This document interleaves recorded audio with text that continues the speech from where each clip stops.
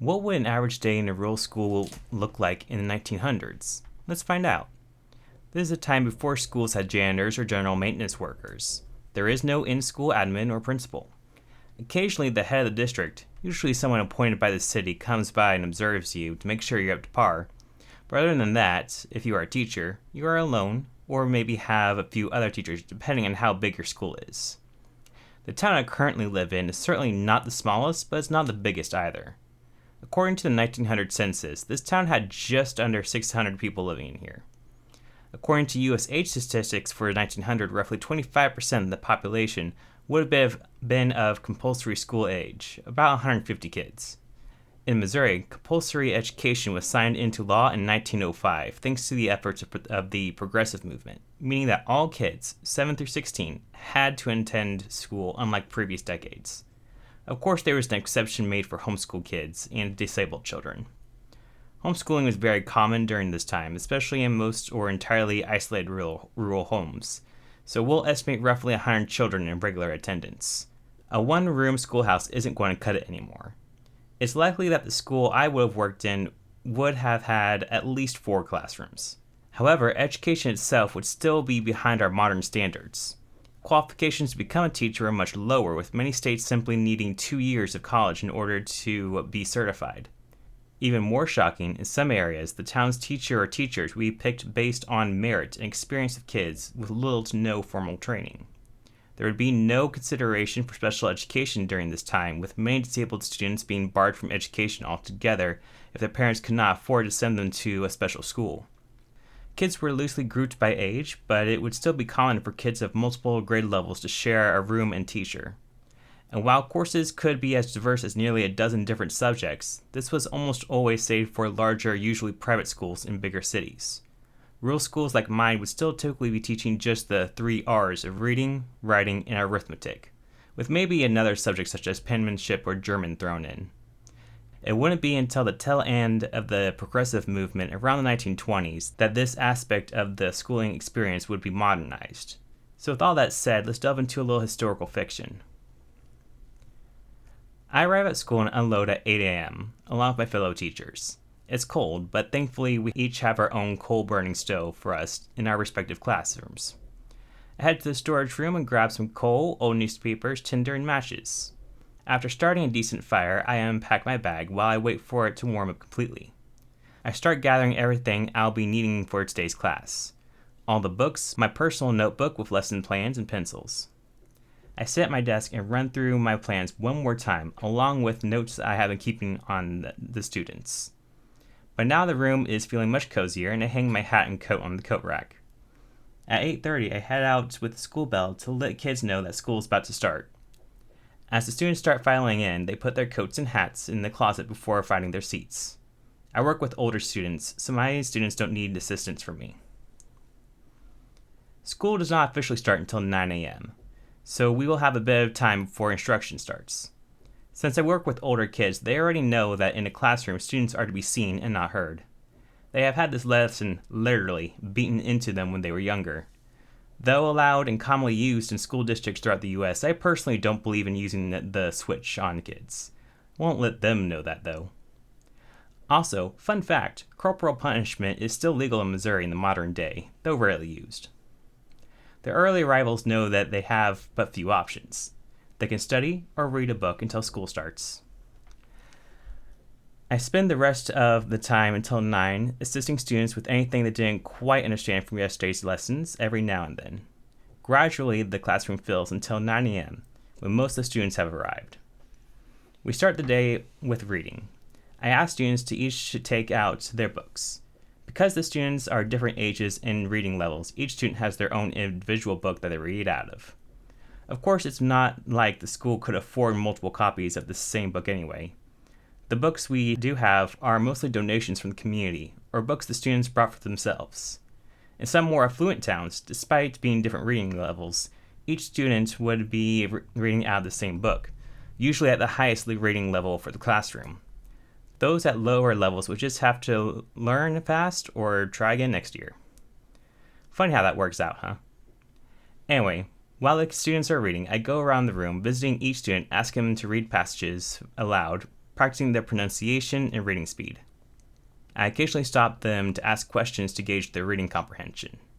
Some days we do class reading like this, but other days I instruct the oldest students only out of my own book, and they help the younger ones afterwards. In classrooms with multiple grade levels, this is how it works. The teacher instructs at the older students' level, and the older students then mentor the younger ones along with the teacher. The younger ones just have to learn everything they can all at once. We work on this until 10:30, when we transition to writing. I ask students to get out a piece of paper and their pens and practice passages from the books they have been reading. I go around correcting or praising the students' penmanship until 11:30 when we stop. A part of writing is spelling, and so each week I give the kids a different set of words to learn. Learning is done through rote and repetition. I have my own spelling book, and every day, Monday through Wednesday, we go over all the words together as a class. Thursdays we review through a class spelling bee, and Fridays are test days. Today is Thursday, and so after penmanship we have a class spelling bee with all the words we have memorized throughout the week. They know the drill by now. All students gather towards the front of the room and form a line. Going down the line, I give each student one word to spell, make them sit down, and write the word 20 times if they misspell it. We do this until noon, when the students are let out for lunch and recess. They gather their pails filled with fruits, sandwiches, bread, or whatever else their mothers prepared for them, and head downstairs to the dining hall. I get my pail and head down to eat while supervising my kids and socializing with my fellow teachers. Shortly after everyone is done eating, they are let outside to burn off any extra energy. At 12:30, I ring the bell again, and everyone is called back inside, and we head to our rooms. Now it's time for arithmetic. I practice some multiplication and division problems with the students, my focus being on the older students, as they need more complex problems, such as multiplying and dividing fractions and multi-step equations. So, if you remember your multiplication tables from Mr. Rogers' class, you remember 1 and 5 make 5. 1 and 5 make 5. Remember saying that when you're stepping home from school?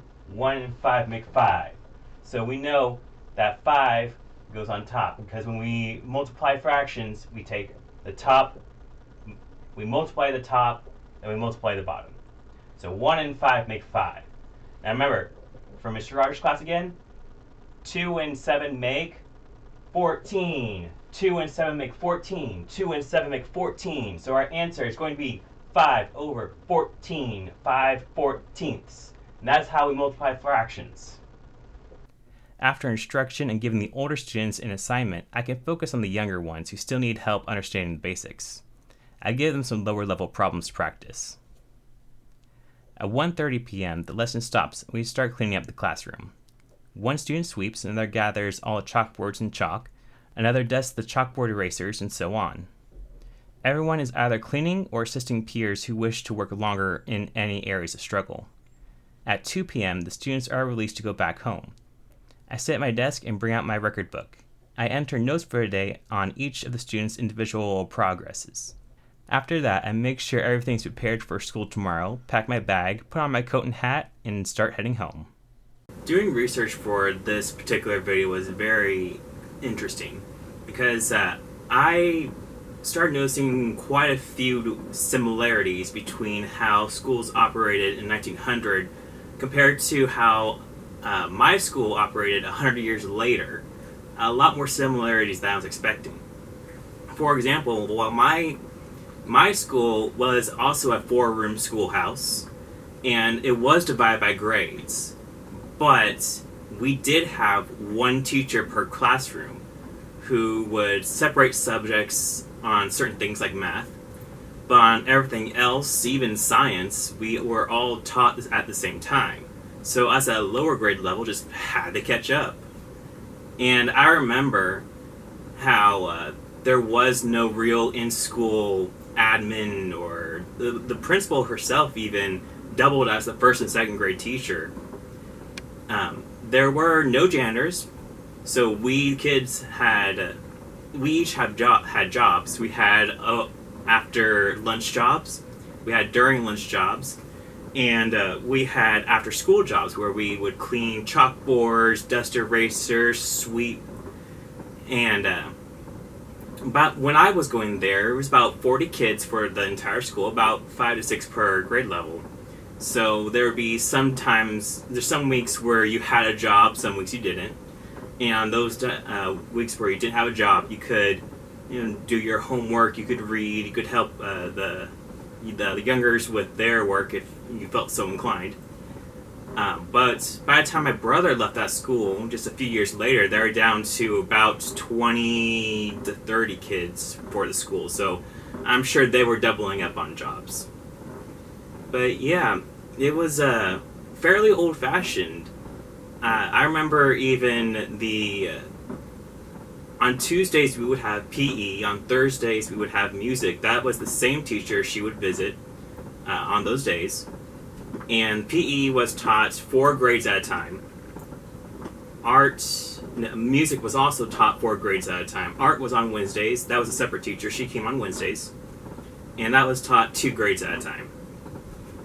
So I remember quite well how a classroom functioned with mixed grade levels. So it wasn't hard to imagine being in a classroom like that. It also wasn't hard to imagine being in a classroom with so few adults. It's how it was back then. And that's something that's not even lost to a century ago. It's not lost to 50 years ago. That school that I went to is still operating that same way today. It's very rare, but mixed grade level classrooms in elementary and middle school still exist.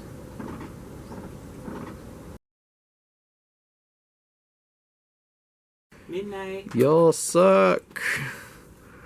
We could lock her in the bedroom. Oh no, I just cleaned that lens too. Oh no. Did she poop it? Yeah, she did.